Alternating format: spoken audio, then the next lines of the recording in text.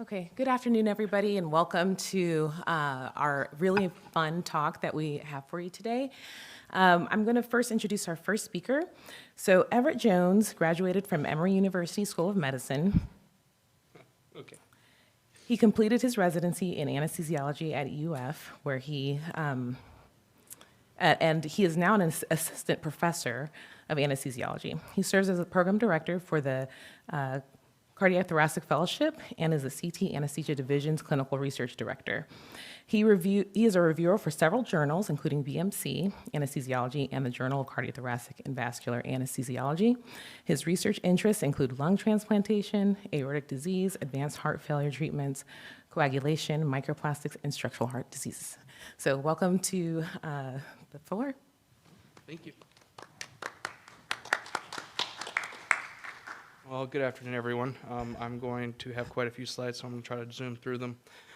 So basically, my talk is about endovascular repair of the ascending aorta and aortic arch, and is it coming to an OR near you? My disclosures are nothing really relevant to this talk. I would like to thank the reps from the device companies that we at UF are participating in trials with for giving me permission to use images of their devices, as well as updating me on the current overall progress of these trials. A lot of these devices are in clinical trials. I'm not advocating for the use of any of these devices, especially outside the context of their FDA-approved indications, if FDA approval even exists for some of them. So let's talk about aortic pathologies. The pooled incidence of thoracic aortic aneurysms was 5.3 per 100,000 individuals per year, and the prevalence was 0.16% in the general population. Other studies have found that the incidence is about 5 to 10 per 100,000 patient years, with a peak incidence during the 6th and 7th decades of life, with men being affected 2 to 4 times more frequently. Aortic pseudoaneurysms typically occur after aortic interventions and occur in less than 0.04% of cases after cardiothoracic surgery. And finally, the incidence of aortic dissection is estimated to be 5 to 30 cases per million people per year, with men more commonly affected. Most dissections occur in those ages of 50 to 70 years, with patients with genetic predispositions usually presenting earlier in life. So the gold standard for all of these pathologies of the ascending aorta and aortic arch is open surgery. As all of us know, open surgery does not come without risks. This is especially true whenever we are considering surgery on the ascending aorta or aortic arch. Many of these cases will require deep hypothermic circulatory arrest and predispose our patients to neurocognitive disorders, dysfunction, and coagulopathy in postoperative period. This is in addition to the standard issues that come with cardiopulmonary bypass case, which include renal injury up to needing dialysis, prolonged mechanical ventilation, and even death. In-hospital mortality after a hemiarch is about 3.6 to 24.1% in a international meta-analysis published a few years ago, and for a total arch is 3.85 to 28.57%. So these procedures are not low-risk operations. Additionally, frail patients, those that are typically targeted to be treated in these studies, are found to have a significantly higher 30-day and 1-year mortality, with rates 6 times and 4 times their non-frail counterparts. So this has led many to ask the obvious question: is there a better way? So some folks started to work towards answering this question over 25 years ago. Ever since we made the jump towards endovascular treatment of aneurysms of the ascending thoracic aorta, which is zones 3 and beyond, there have been dreamers that have hoped to be able to treat the ascending aorta and aortic arch in the same way. This approach to the aortic arch was first reported in the journal Circulation in 1999. Dr. Inouye created this graft and deployed it percutaneously. They achieved exclusion of the aneurysm in 60 to 70% of cases of the 15 patients that they actually treated. There were 4 persistent leaks, an MI, a stroke, like many other issues. And in 2, they couldn't actually even deploy it. I just need to mention here one of the granddaddies of this field, the Cook ascending graft. It was used internationally for various pathologies of the ascending aorta back in the 2010s. The initial experience of the device in 10 patients from a multi-center international registry was published in 2016. It's no longer made or used, even though initially it compared favorably with open aortic surgery for these patients. So just to go back and talk about what we're really addressing here. As many of you who do anesthesia for aortic interventions know, we typically describe landing zones for endovascular stent grafts using the Ishimura classification. Typically, when we were discussing the deployment of endovascular grafts, the vast majority are deployed between zones 3 and 9. There are many companies out there that are researching and developing techniques to target zones 0 through 2. And I would like to forewarn that this is not an exhaustive list that's coming up, because this is a rapidly evolving field. So, generally speaking, there have been two broad approaches developed to address this part of the aorta. Some companies have taken the approach of using double, and in some cases triple branches, while others have taken the approach of using a single branch. So the single branch devices you'll most commonly read about are the Medtronic Mona LSA stent graft that had its early feasibility study published in 2015. This was designed primarily for preservation of the left subclavian artery. So this is effectively for zone 2 aneurysms. There's an additional similar system known as the Castor device made in Shanghai, China. Working more proximally, the Israel-based Nexus aortic arch stent graft is pictured on the left here. The early feasibility of this device was reported at STS in January of 2024.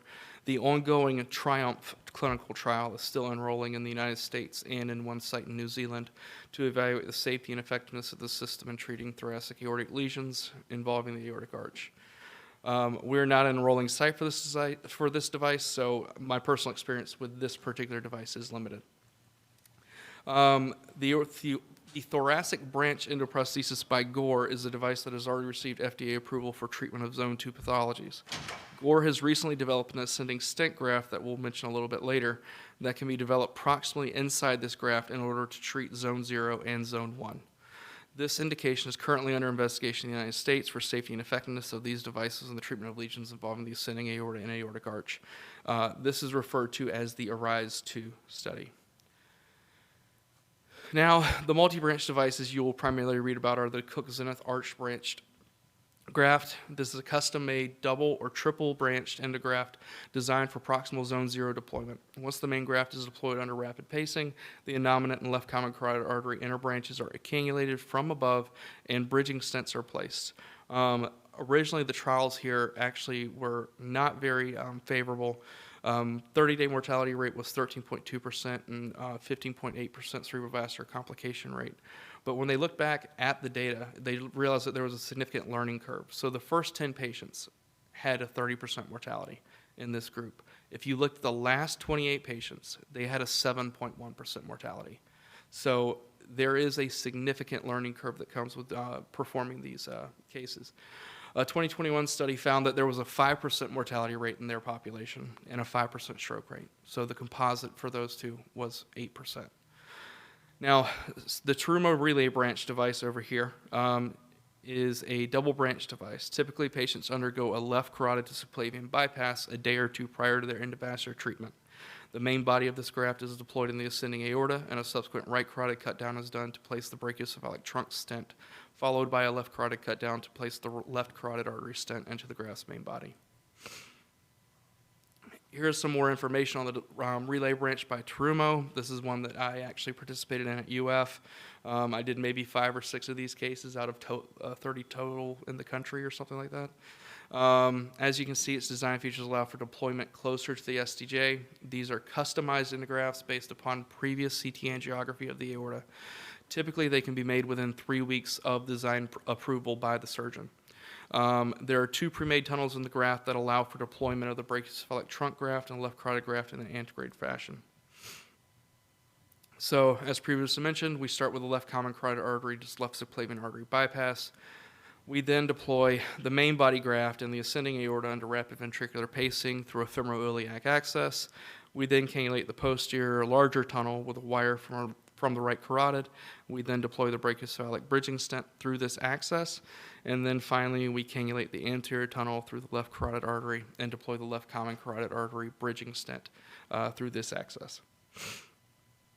The relay branch is currently in long-term follow-up through the U.S. early feasibility study, and the device is currently available in Europe through the European Commons, or the EU Customs Program. So now let's discuss that ascending stent graft that I mentioned earlier. The ARISE-1 study by Gore basically was a multi-center prospective non-randomized single-arm study enrolling 19 patients at 7 of 9 U.S. sites. They had a mean age of 75.7 years. 10 had DeBakey type 1 disease, and the rest had type 2. 16 of the patients were acute. 7 of them were treated percutaneously, 10 transfemorally, and 2 had to have a graft sewn into the femoral-iliac axis to safely deploy the stent. All received successful treatment. Average time for this dissection treatment was 2.5 hours, and they got about 110 cc's of contrast. There were major adverse cardiovascular events in 5 patients, mortality in 3 of 19, disabling stroke in 1 of 19, and myocardial infarction in 1 of 19, which actually does compare favorably with what we know about open repair replacement in these frail patients. Unlike ARISE-1, which targeted the patient population with DeBakey type 1 or 2 dissections, the ARISE-2 trial is targeting patients with isolated aortic lesions, such as pseudoaneurysm, or penetrating atherosclerotic ulceration of the aorta, as well as patients with chronic residual dissections or de novo chronic dissections. The primary arm is for pathologies limited to the ascending aorta and will be treated with the ascending stent graft alone. This arm aims to enroll about 70 patients. The secondary arm includes patients at high surgical risk that will need thoracic branch endoprostheses, as well as ascending stent graft to stabilize their aortic pathologies, and that aims to enroll about 50 to 150 patients. The last group is actually going to be an observational cohort where they will actually receive open surgery and be able to evaluate them. So a sample case, I just wanted to give you an idea here. We had a 75-year-old male with a previous type 1 dissection, zone 0 through 9, had an ascending hemiarch replacement, aortic valve resuspension 6 years prior. Now with an enlarging aneurysmal dilation of the aortic arch and descending thoracic aorta. He underwent a cross-carotid artery and left carotid artery to left subclavian bypass prior to his planned procedure. He came to the OR where general anesthesia was induced, a left radial arterial line was placed, and TE was placed for intraoperative monitoring. The case proceeded as planned with deployment of the thoracic branch into prosthesis. The right radial was not used, so the surgeon could actually use it to snare the second wire that was in the aorta so that they can actually place the stent graft into the brachiocephalic trunk. And so the seal was extended approximately towards the STJ by deployment of the ascending stent graft after the administration of 60 milligrams of adenosine. And finally, a descending stent graft was placed and the left subclavian was embolized. And so this is a schematic representation of the anatomy we ultimately ended up with in the secondary arm. So at the conclusion of the case, patient was neurointact, extubated in the OR. Post-op day 1, all his lines except for 2 peripheral IVs were removed because that's what's required for our ICUs. And then on post-op day 2, he was discharged home. So in summary, there are multiple endovascular options to treat the ascending aorta and aortic arch in the development and currently in clinical trials. Endovascular approaches could be beneficial to certain populations, such as those with prohibitive surgical risk. While feasibility of endovascular treatment for the ascending aorta and arch continues to improve, neurologic events and early mortality remain significant concerns. Long-term durability and reintervention rates remain under study, and endovascular therapy for the ascending aorta and arch is not standard of care, but is rapidly maturing.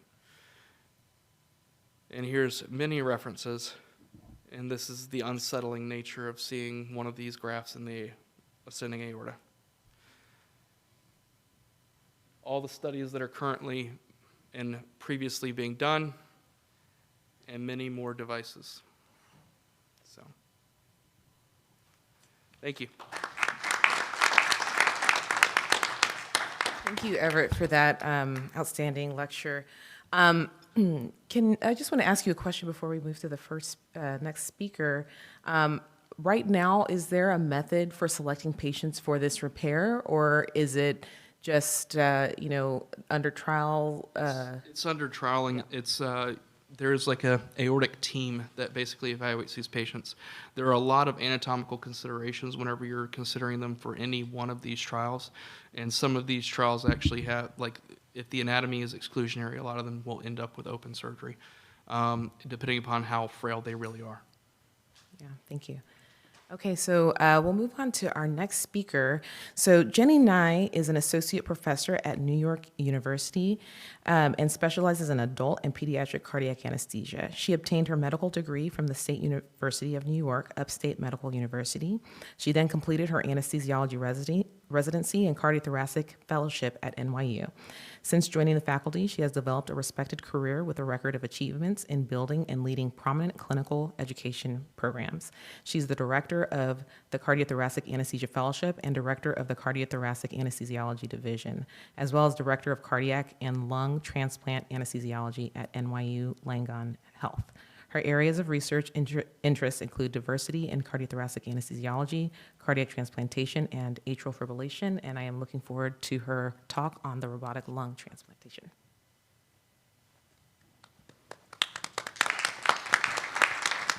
Thank you, Stephanie, for that introduction, and thank you to everyone for staying into this very late day. I know it's kind of late in the afternoon, but today we'll be talking about robotic lung transplantation.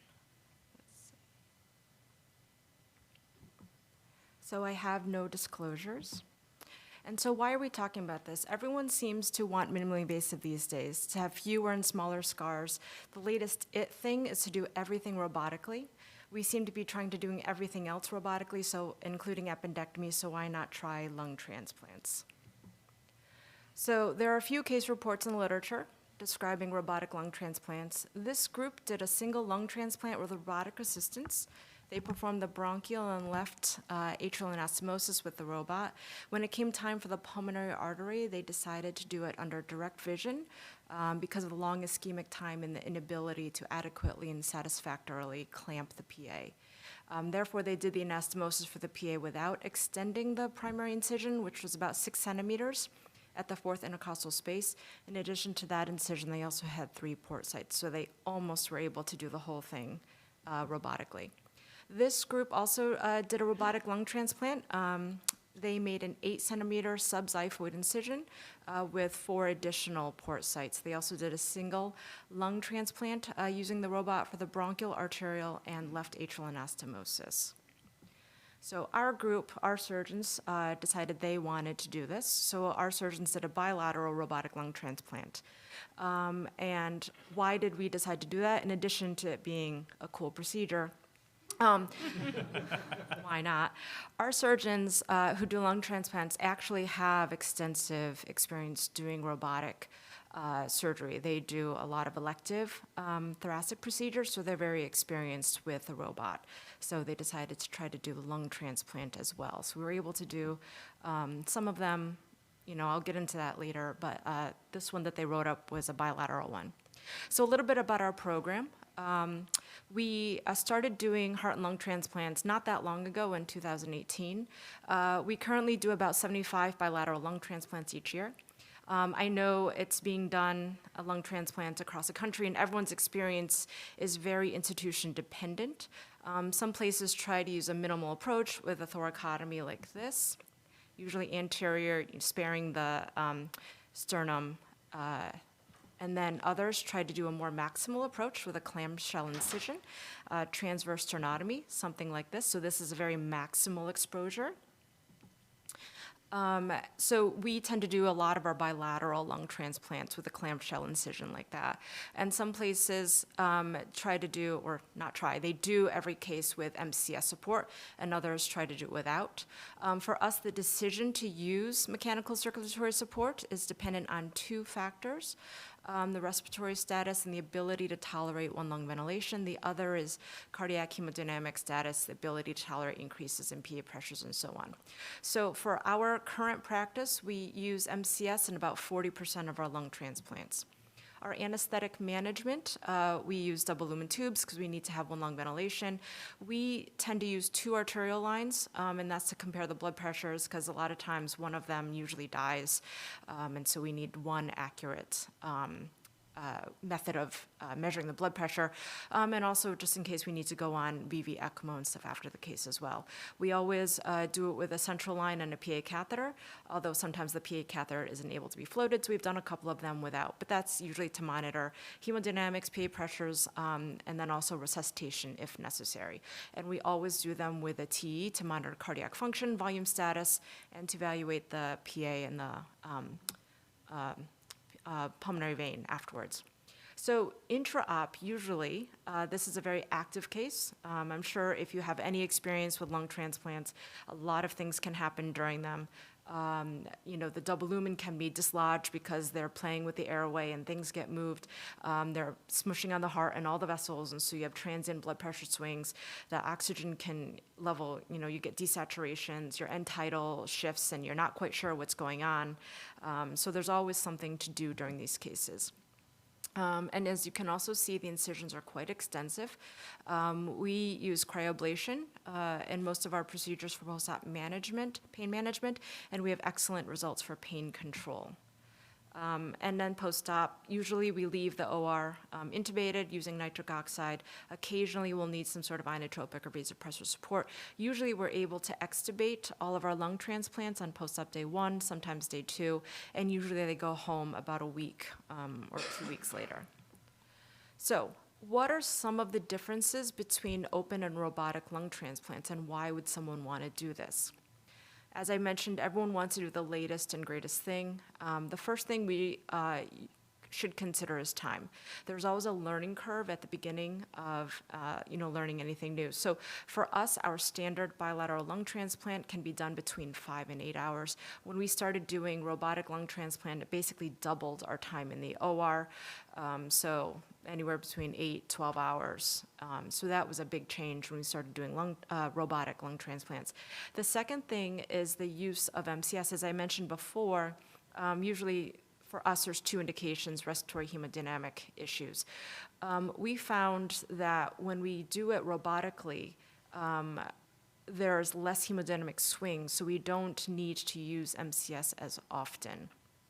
We still need to use MCS if the patient requires it, like they don't tolerate it for respiratory issues, like the one lung ventilation and all that. So there are cases that we do use ECMO for those. Transfusion, we also found that we're less likely to use any blood products if we don't use MCS, and that's because we don't have to anticoagulate, you don't have to cannulate, so there's less bleeding for, around the cannula sites and all that.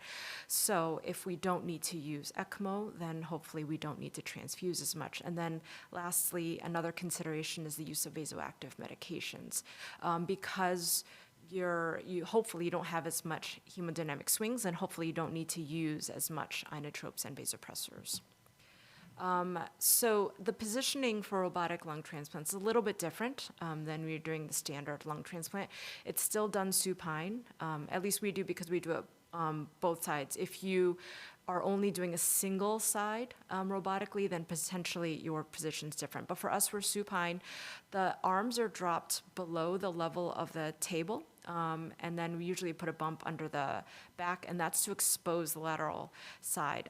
You have to remember that if you're doing this, you have to keep the head in the neutral position and not turned, otherwise you're at risk for brachial plexus injuries. And so here you can see our port sites, and they are quite lateral. And you can see in image B the site where the lung goes in and out, and so that's a little bit bigger than the other ones for robotic arms. But all the incisions are very lateral, and that's one of the reasons why the arms have to be dropped below the tabletop. So what are some of the advantages for doing it robotically? Cosmetic, so smaller incisions. Pain, you'll have a little bit less because of smaller incisions. You don't need to do rib. Well, I guess the other one, you're doing a clamshell, but I was going to say rib spreading. And then intraoperative hemodynamic stability. The robotic arms provide much better visualization. You don't need to move the heart and everything to see the hilum. So it's easier to see and reach to remove the diseased lung, the old one, and anastomose the donor lung in. So there's less hemodynamic variability and manipulation. So that is a positive. What are some of the disadvantages for doing this robotically? Well, one, you're going to need special equipment, both robot and everything else you need for this. So if something breaks or is not working, can't be found, you can't use the robot. You also need skilled staff for this, so the surgical techs and nurses who are familiar with the robotic equipment and can help troubleshoot by knowing the equipment capabilities. You know, if something breaks, maybe they can help to fix it. You also need skilled surgeons and the surgical team who can operate the console and operate at bedside to assist the robot. So for us at this point, we're only doing these during the daytime because it's hard to have a call team and have everyone be familiar with the robot. So that is one of the issues. For us, the anesthetic management is still essentially the same as what I went over before. So basically, what is the difference for us? So during a robotic lung transplant, I found that I can actually sit down during the case, which is a bonus. During an open lung transplant, like I was saying before, it's a very active case. So I'm constantly working, doing something, and it's hard to, you know, take a break or whatever it is. You're always needing to stay at attention. So which is better? Is robot better than open? So far, we have done 8 lung transplants so far. So in summary, it seems as though the robotic lung transplant can be better for the patient for decreased morbidity and cosmetic reasons. The robotic lung transplant can be better for the surgeon for improved visualization. And then for us, it can be better for improved hemodynamics. So thank you for listening to my talk.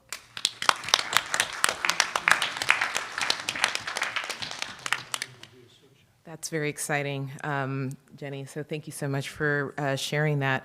As you're taking your seat, I just want to ask a quick question. Has there been any concern for the transplanted lung having more injury since there's an increased time delay in getting the lung transplanted to the new patient? I don't know if this is on. Yeah, it's on. I think there's always that risk, and so we're always very mindful and looking at the clock. So, you know, you have to take into account, I guess, like where the lung is coming from and the travel time and stuff like that. Yeah. So knowing that the first few, you know, would take a long time, we took that into consideration and didn't take one that was from far away. Okay, awesome. Thank you so much. Okay, so our next speaker is Dr. Thomas Powell. Dr. Powell is originally from Austin, Texas. He did his residency and fellowship at Baylor College of Medicine. We share that in common of being attendings there. He is a cardiac anesthesiologist at the Texas Heart Institute in Houston, Texas, and he's part of the team for the first in-human Bivacor total artificial heart and multiple subsequent cases. So we're very excited to hear this awesome lecture.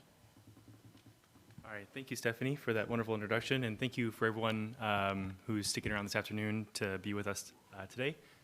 I just want to start, if you don't mind indulging me in the audience, if I could just get a show of hands, like who feels comfortable with MCS, has a good experience with MCS and total artificial hearts? That'll just help me tailor the talk a little bit. Okay, a few people, perfect. All right. So the agenda for today, first we'll just do a quick introduction to the artificial heart. Then we'll go through some of the details of the first in-human case and some of the lessons that we've learned. And then we'll briefly go through just a summary of the clinical experience from the early feasibility study.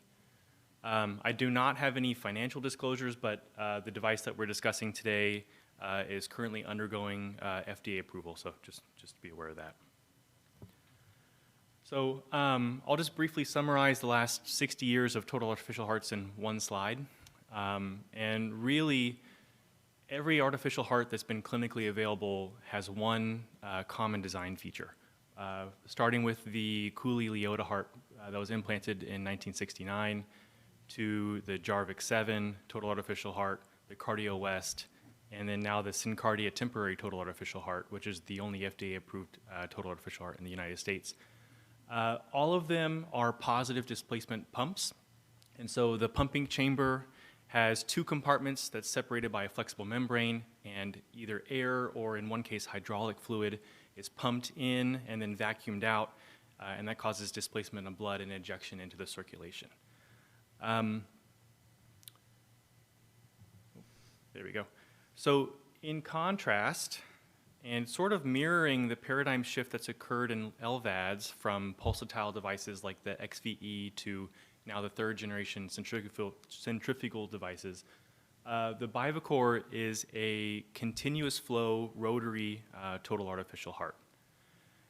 It has one moving part, which is a magnetically levitated impeller that has blades on both sides, and the blades on one side pump blood to the systemic circulation, and then on the other side they pump blood to the pulmonary circulation. That impeller spins at a rate of about 1,800 to 2,400 RPMs, and with that you can achieve quite high flows, definitely in excess of 10 to 12 liters a minute. I've seen as high as 20 liters a minute in a cow. It also has an artificial pulse, which is kind of like you would see on LVADs, although this occurs once per second or 60 times a minute, and that will generate a palpable pulse in the patient. And then it also has very, very wide blood gaps. So the HVAD, I think the blood gaps are around 40 microns. With the HeartMate 3, it's about 1 millimeter. These are 6 millimeter blood gaps. So very compatible with blood, and then all the markers of hemolysis that we've tracked so far don't really show any significant hemolysis. Here's a schematic of the pump. You can see the atrial inflow and the arterial outflow, and then there's this sort of blown up view showing the magnetically levitated impeller, the titanium housing, and all the different components. The atrial inflows are attached to cuffs that are sewn onto the native atria, and then the arterial outflows are achieved with 26 millimeter Dacron grafts. This is the impeller. So you can see the blades that pump the blood to the systemic circulation on the left and the pulmonary circulation on the right. And you might be able to ascertain just from looking at this picture with the different shape of these blades, these two sides are going to have different pumping characteristics, and that would be true. So here's the HQ curves for this pump. And for anyone who's not familiar, H is pressure head and then Q is flow. So these are basically a chart showing for a pressure drop across the pump head how much flow you can achieve at different RPMs. And we look at the slope of this to look at the sensitivity to afterload. So the left-sided pump is actually fairly flat, and that's by design to ensure adequate flow at a range of different afterloads. But you can see the right side has more of a slope to it, and so the right side is more sensitive to afterload, and that is really where the crux of managing patients with this device comes in. And the pump will actually estimate the afterload on each side, the systemic side and the pulmonary side. And so there's two new concepts that I want to introduce that we're using the terminology left circuit resistance, or LCR, and that is everything that the pump sees on the left side, so the aortic outflow graft, the aorta, the arterial vasculature, and then even the SVC and IVC in the right atrium. Those all contribute to the LCR. And then there's the right circuit resistance, or the RCR. And these things that contribute to this include the PA graft, the lungs themselves, the pulmonary veins, and then the left atrium. So we want to keep the afterload nice and low. And when you're going through the differential of a high LCR, it could be, like I said, anything along that path. So the aortic outflow graft kinking, the SVR being intrinsically high, IVC compression, although that'd be transient, because the IVC will compress, you'll have decreased preload on the right side, and then about 10 to 20 seconds later, your left atrium will collapse, so you'll get actually high RCR. But then the right atrium also, if you have tamponade, that can compress the right atrium, and then that would cause a high LCR. And then high RCR. And I'll tell you, this is the problem that we deal with more than any other with these pumps. So we've seen kinking of the PA outflow graft.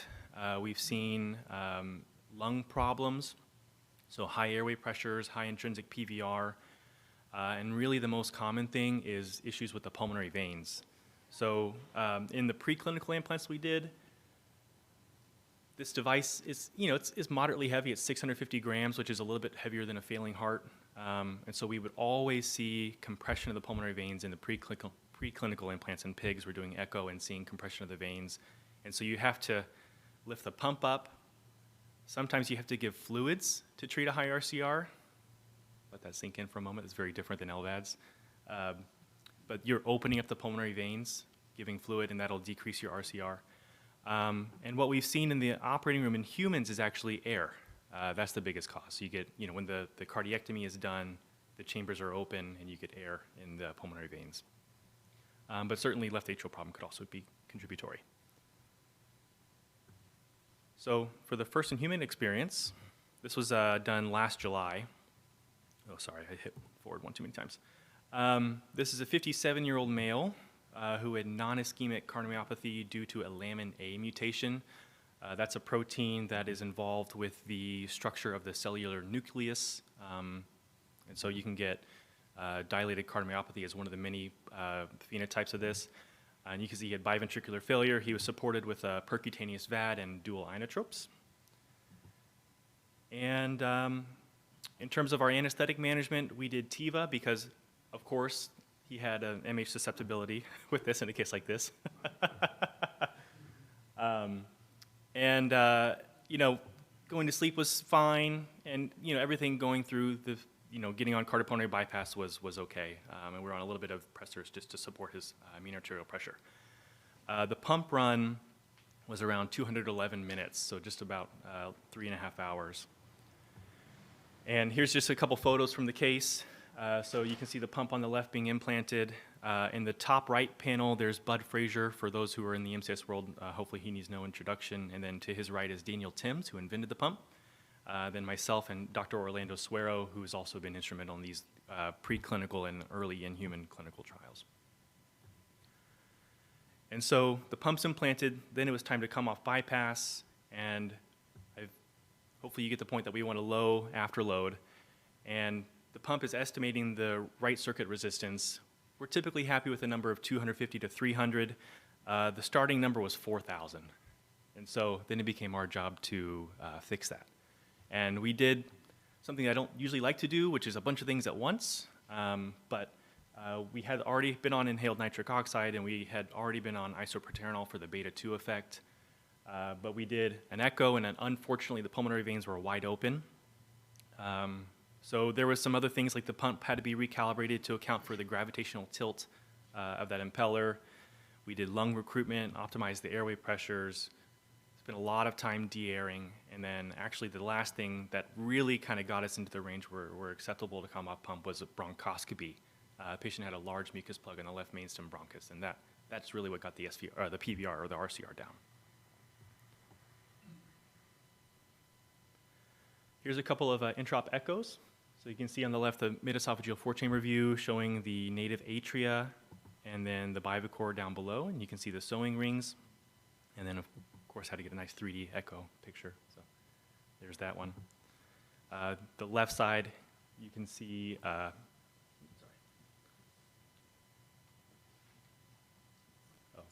top one, thank you. The left side and then the right side there. So. And this is where we left the operating room. That's the only time I did that. So, the guy had a BSA of 2.0, so we're flowing reasonably well for him. 2,000 RPMs. There's the artificial pulse there, and then you can see all the readings for the different pressures and the estimates of the, back then we were calling it SVR and PVR, but you can see the estimates for those. And there's obviously, for a case like this, a lot of experts weighing in, and so the collective decision-making was to target flows around this range. We want the left atrial pressure to be not too low because we're risking suction, but also not too high because we notice you get pulmonary edema in the cows at a left atrial pressure about 20. Just the hydrostatic, post-capillary pulmonary pressures get high and you get pulmonary edema. We targeted a reasonable CVP, and then we're using vasopressors and vasodilators alternatively for hemodynamic management, but not really touching the pump. And throughout this period, the lactate never got over 2. It's never really over 1 to 1.5, but the patient was not doing well. The lungs were getting worse. One thing I didn't mention is that there's a shunt in the pump, so we were having conversations about, is this pulmonary overcirculation? The kidneys were getting worse. On a Bumex drip at higher and higher doses with intermittent diuryl, really marginal urine output, and the creatinine is getting worse. And around post-op day 6, there was a paradigm shift in terms of how we manage the pump. And the idea is to decongest the lungs, and you do that by targeting a low left atrial pressure with vasodilators. So there's no valves inside the pump, so the left atrial pressure is proportional to the SVR. We've used all these drugs here. And then you also want to restore end organ function by maximizing the end organ transcapillary gradient. So you can play with the pump speed to affect your map. So if the map comes down into the 50s from your vasodilators, you can just go up on the speed, and that'll bring the map up. And then we also were very cognizant to avoid a high CVP. And it helped. So these x-rays are about 8.5 hours apart after the management change. And you can see the change in the creatinine. So here's when the Bivacor was implanted on the left, and you can see the creatinine getting worse. And then just within immediately, the serum creatinine started decreasing. And so we call this the Brisbane protocol. That's where Daniel's from. That's where the pump was, that's its home. And so with this protocol, the high flows are a consequence of a low SVR. And I really think the flows are inconsequential once you're above a certain threshold. And we have yet to perceive any adverse effects attributable just to the high flows. And patients feel great. So the analogy here is you're hiking up a mountain, and maybe that narrow path is closer to the edge, closer to suction, but that narrow path will also take you higher up the mountain. And then just to finish real quick, just a summary of the early feasibility study. This slide's already out of date. There's actually been 6 patients in the United States that have had this pump implanted, plus 4 in Australia. Patient 6 just got extubated a few hours ago in Cincinnati. And all patients so far have survived to transplant. You can see the hemodynamic trends of the implants. And then just as a last slide, I just want to show you really one of the neat applications about this is the response to modulate flows in response to physiologic changes. So this is a 6-minute walk test of one of the patients. And as you may know, when you walk, your SVR decreases. And so the pump flows, you can see increased in response to exercise, therefore meeting and even exceeding any metabolic demand. And this is without any changes to the pump. We're just sitting there watching it all happen in front of us. So thank you. Just take-home points is I think the early clinical results are promising. We've shown that there's a learning curve, and we've shown that there's the ability to not only restore organ function, but there's also the ability to worsen organ function depending on the management. So there's a lot that's still unknown, and we're learning more. So thank you all.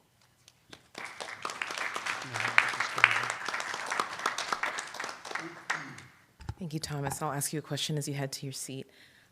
So you spoke about the hemocompatibility of the pump.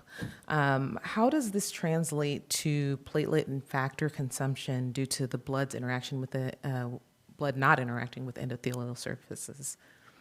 Yeah, so there's 2 separate things here. I think part of it is looking at markers of hemolysis, so like von Willebrand factor, plasma-free hemoglobin. Those are all very, very low.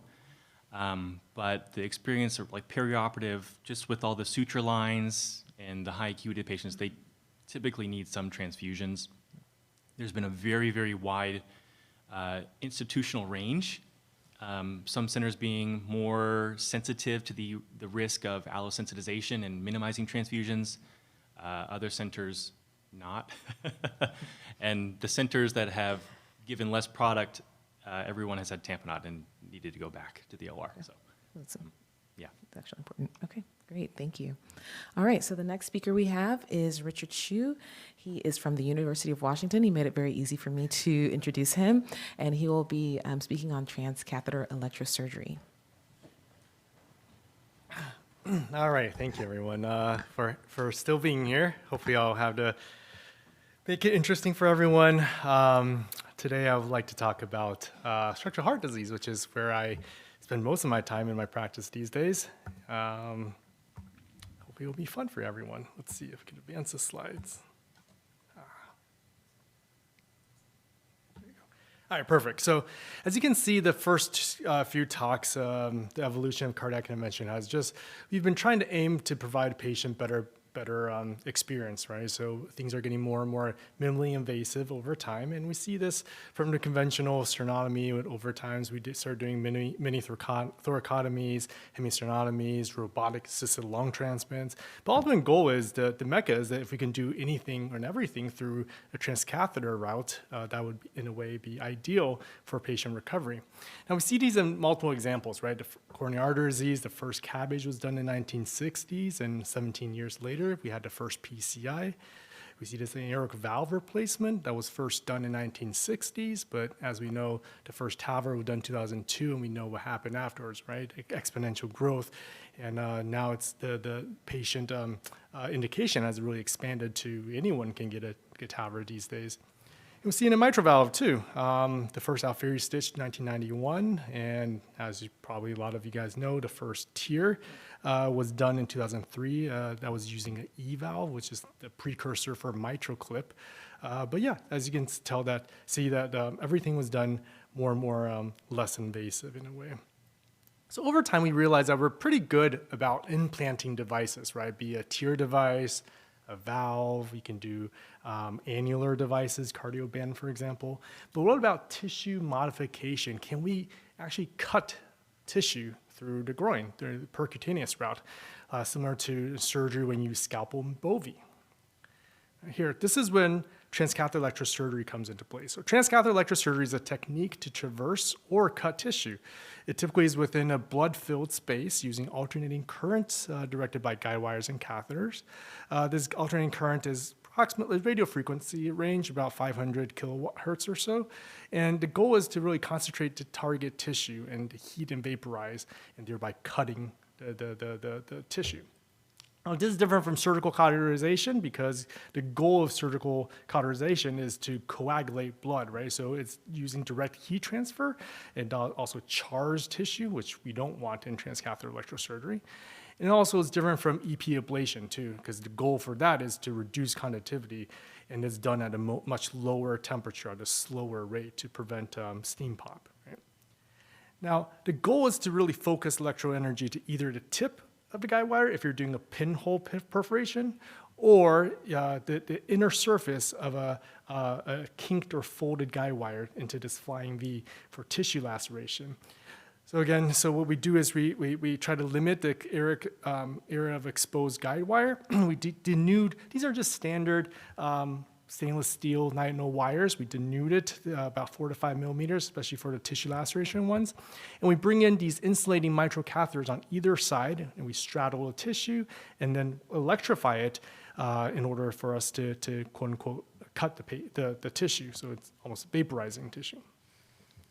Now, this concept is not new. People have been using it in early 2000s, and mainly it's really for babies who have pulmonary valvular atresia. They use these pinhole wires to create a channel in order for the baby to survive. And over time, we use it for different things, most commonly transeptal puncture, use it for CTO and cath lab oftentimes. But can we use this technique in another setting? That's the question, right? Can we actually cut something with this? So let's take a step back and talk about TAVRs, our favorite valve, right?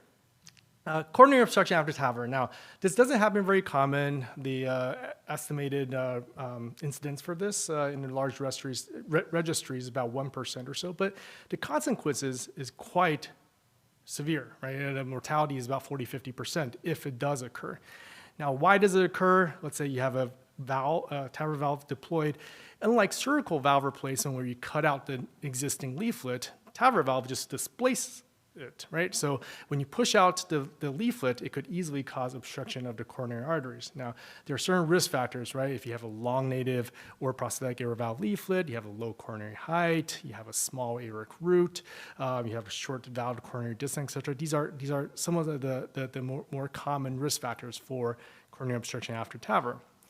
Now, what if we use transcatheter electrosurgery and cut one of these leaflets, in a way opening up that leaflet in order for blood flow to flow into the coronary artery? Can this be done? Well, this is why we're here. So yes, this is what you've probably heard this before, Basilica procedure. It stands for bioprosthetic or native aortic scallop intentional laceration to prevent coronary artery obstruction. It's a whole mouthful, but essentially what this is that we basically cross the aortic valve in a standard retrograde fashion, similar to when you do your TAVR valves. You have two catheters. One, you'll have this, it has a lasso that's placed into the LVOT, little snare, and you bring in a second microcatheter, and you through that second microcatheter, you're against the left coronary cusp or right coronary cusp, or you could do both too. And through that microcatheter, we have one of these needles with a denuded tip. We'll electrify it, puncture through the base of that coronary cusp. On the other side of the LVOT, we'll use that snare to grab on, capture that wire. Then we'll use all this to bring in a flying lead, another wire that's denuded in that inner surface, and then electrify that wire gently, create tension, pull back, and lacerate that AeroVac leaflet. Now, the key is really you don't want to pull too hard. We really want to use that electricity to cut the leaflet. We don't want any mechanical lacerations. Now, I'm going to show this animation because once you understand this, all the other transcatheter electrosurgery is just a variation of this, right? So here we are. You have two catheters. The snare comes in, waiting in the LVOT. You puncture through the base of the coronary valve, coronary cusp, create a loop, and electrify this, and slowly pull back and lacerate that leaflet. So now when you implant that TAVR valve, you would have an opening right in front of the coronary os and provide blood flow. Now, can this concept be extended to a different valve? Well, the answer is yes, we can. We can extend it to the mitral valve too. Now, similar to coronary artery obstruction after TAVR, we can have left LVOT obstruction after TMVR, right? When the mitral valve was intermitral leaflets displaced by the transcatheter heart valve, when they get placed in, it gets pushed into the LVOT and effectively creating a smaller neo-LVOT. So, can we do something similar? Let's cut the mitral valve leaflet then, similar to how we cut the coronary cusp. So here's the Lampoon procedure, laceration of the anterior mitral leaflet to prevent LVOT obstruction. So it's very similar to the Basilica, except now we kind of further advance those catheter more retrograde in a way. So instead of waiting in the LVOT with the snare is now waiting in the left atrium. And then instead of abutting one of the coronary cusp, the mitral catheter with the wire, denuded wire, is now abutting the ventricular side of the anterior mitral leaflet. Puncture through, same concept. We capture that wire, form a loop, electrify it, pull through, and then we cut the anterior mitral leaflet. And you can see in this cartoon, in the middle, once you cut the anterior mitral leaflet, the papillary muscles will actually it's like a curtain. The papillary muscles and the cords will kind of pull the anterior leaflets apart, and thereby creating a larger LVOT, as you can see in this cartoon in the bottom. Now, I'm not going to go into a lot of details, but I want to reiterate that there's many iterations of Lampoon over the past few years. But nowadays, we do antegrade Lampoon. What I described was the retrograde Lampoon. The antegrade Lampoon, again, it's a very similar concept, but instead of going retrograde, we're going antegrade through the transeptal puncture, et cetera. It's just a faster, more elegant way of doing these procedures, but it's the exact same principle and concept. Now let's go further. So we are able to show you that we can cut tissue, we can cut leaflets, but what about we take one step further? Can we cut the myocardium? Let's look at LVOT obstruction after TMVR again. Now, we know that these are some of the risk factors I've listed there, right? Some of the things we cannot change, right? For example, the aortic mitral angular angle we can't change. We can't really make the LV size bigger. And then as of right now, we don't really have anything, we don't have much of a solution to subvalvular structures. We can control the device position, so we can position it in a more favorable way. We can try to prevent any protrusion and flaring of the LVOT. We talked about Lampoon to address the anterior mitral leaflet. But what about this? The other side of the LVOT, the interventricular septum. How about us trying to cut the interventricular septum? Now here comes the sesame procedure. So this is a septal scoring along the midline endocardium. Now, same concept, but this time we use a hockey stick guide catheter. We position it at the base of the right coronary cusp in the LVOT. We puncture through the LVOT, but instead of just going through a leaflet, now we surf and propagate that through the interventricular septum. and it comes out more towards the apex of the LV, where a snare is waiting for it already. You get the theme, create a loop, bring in the phi and V, and instead of just using one cut, because we're cutting through myocardium, we do use a higher electro energy. This is probably 50 to 70 watts or so, and we do it intermittently. We cut for about 3 seconds, we pause and cut another 3-4 seconds until we pull through the entire interventricular septum. Now, the goal for this is not to remove any cardiac mass like surgical myectomies, right? We're not removing anything. What we're doing is, if you have a thick septum, we're basically filleting it open, almost like a chicken breast when you cook. So when you slice in the middle of it, it thins out over time. It scars. It doesn't contract as much anymore, and therefore we would again open up the LVOT over time. Now, this is what a patient we had a couple months ago. She had a severe HOCM. Essentially, she had a baseline resting peak gradient of 150. And severe pulmonary hypertension, went into heart failure, was on ECMO, and we had to do a sesame kind of urgently to relieve her symptoms. And the reason we had these images because luckily she had a heart transplant a few months later, and then we asked our pathologist to please preserve some of these images for us. Now, it goes without saying, all these procedures are done under general anesthesia, and they need extensive, intensive TE guidance for these procedures, okay? I'm not gonna be able to go over all these echo imaging aids. Each one of them deserve a lecture on its own, but I do wanna show you some of the images that we've gotten in the past. So the first one's basilica. On the left side, you can see this aortic valve short axis. We had the catheters positioned, oriented, and the trajectory was confirmed. And you can see that we're injecting some dextrose solution as we cut to displace, and the idea is to inject some non-ionizing solution to replace the blood fluid. And then we basically cut it. And then as you see at the bottom, you can see that in the long axis view, the left coronary cusp is much more mobile afterwards, so we did make a good laceration. Now, in the middle, we have the Lampoon procedure. On the left side is a bicommercial view in a way, the LVOT short axis. And on the right side is that long axis. And you can see that we basically pull through that anterior mitral leaflet, and then it becomes much, much more floppy afterwards. Bottom with the color, you can see that these are both bicommercial views of the mitral valve, and you can see the actual cut of the anterior mitral leaflet. And finally, the Sesame procedures. Now, long axis view, and we're injecting dextrose, pulling through gently, and once we cut through the bottom, you can see the donut shape. You have the anterior leaflet, posterior leaflet, and you can see that interventricular septum cut. It's a beautiful textbook example of what it should look like, right in the middle of the A2-ish area. So, you're going to hear all sorts of things. These are the basics, right? Basilica, Lampoon, Sesame. You're going to hear Batman, Unicorn, Pasta, Lassa Clip. I mean, people will just come with all these creative names. And I do want to talk about the Seattle procedures because I'm from University of Washington. Our group very coined this name for this procedure.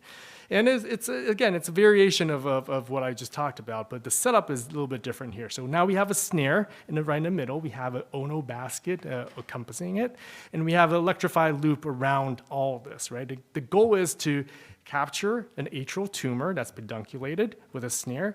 We'll loop over the electrified loop at the stock, cut it, and then we'll retrieve all that into the Ono basket and then remove it altogether for the intracardiac mass. And I'm going to show you a more extreme example of this. This is a patient with large atrial myxoma. And you can see on echo images, we have thrombus associated to the surface of it. And to spare you the details, we were actually able to remove this percutaneously. And this is the exact same patients on the left and right. Removed majority of that mass. Patient went home the next day. No surgery required. So here's the conclusion. Nothing is impossible. So I really do encourage everyone to be creative and think about, sky's the limit for these procedures. Obviously, this is not for everyone, right? Patient selection and planning is extremely, extremely important. This should be best performed by experienced operators, not just the interventional cardiologists, but also for imagers too, because they literally could not do this without our guidance in terms of positioning, again, with the orientation, trajectory. We need to be there to troubleshoot any problems. We are there to detect any early complications, et cetera. I want to emphasize that we're not competing with surgery. These are patients who have literally no other options. It's either this or to go to hospice. And but who knows? In the future, we could be doing something. We could be expanding these procedures to a more healthy population. And again, really stay curious, challenge conventional wisdom, push boundaries. Thank you very much.